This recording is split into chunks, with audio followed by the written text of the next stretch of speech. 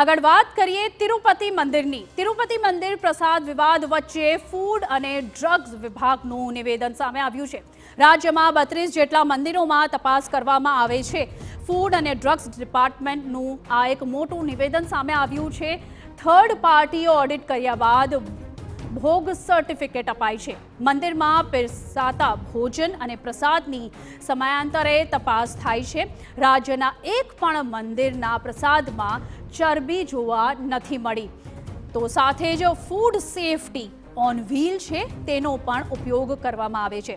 ગુજરાતમાં હાલ 22 હરતી ફરતી પ્રયોગશાળા કાર્યરત છે.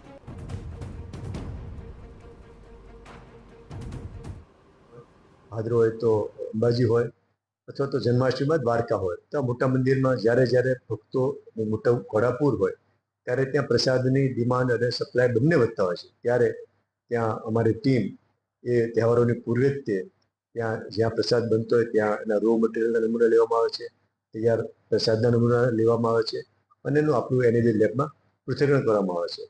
અને એમાં કોઈ પણ કંઈ ખરાબી હોય તો કાયદા મુજબ પગલાં લેવામાં આવે છે.